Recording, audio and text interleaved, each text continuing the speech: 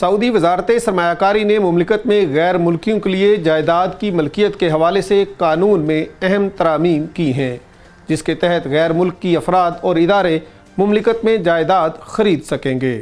अल Arabia net के मुताबिक वजारत सरमायाकारी ने ट्विटर पर कानून मलकियत में तरमीम के हवाले से राय तलब की थी। गैर मुल्कियों के लिए जायदाद की मलकियत के कानून का मकसद मुतल्लिका क़वाइद व ज़वाबित को मुअस्सर और बेहतर बनाना है। मुमलिकत के कारोबारी इलाकों और शहरों में गैर मुल्की शहरी और इदारे जायदादें किस तरह हासिल कर सकते हैं, इस हवाले से शराइत व ज़वाबित क्या हैं, ये सब वाज़ेह किया जा रहा है। कानून मलकियत के मुताबिक मुमलिकत में गैर मुल्की सफारतखानों और कौंसलेट्स को हेडक्वार्टर, सफ़ीर, कौंसल जनरल और सफारतकारों की रिहाइश खरीदने का हक हासिल होगा, बशर्ते के मुतल्लिका मुल्क सऊदी सफ़ीर, कौंसल जनरल और सऊदी सफारतकारों को वैसा ही हक दे रहा हो जैसा कि उन्हें मुमलिकत में दिया जा रहा है। बैनुल अक़वामी और इलाकाई इदारों और तंजीमों को भी हेडक्वार्टर को मुनज़्ज़म करने वाले मुआहिदों के दायरे में हेडक्वार्टर ख़रीदने की इजाज़त होगी।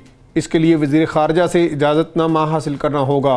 कानून मलकियत में कहा गया है कि गैर मुल्कियों को हरम मक्की और हरम मदनी की हदूद में वाक़ जायदाद खरीदने की इजाज़त नहीं होगी। मीरास के ज़रिए जायदाद से मनफ़त के निज़ाम के तहत गैर मुल्की इस्तिफ़ादा कर सकेंगे।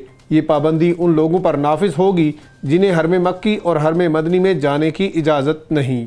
कानून मलकियत के तहत गैर मुल्की मक्का मुकरमा और मदीना मुनव्वरा समेत मुमलिकत में कहीं भी कानूनी तरीके से जायदाद खरीद सकते हैं और वहाँ मौजूद जायदाद से फ़ायदा उठाने के मजाज हैं।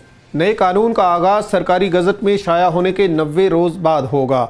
मज़ीद खबरों और तफसीलात के लिए विज़िट कीजिए हमारी वेबसाइट urdunews.com।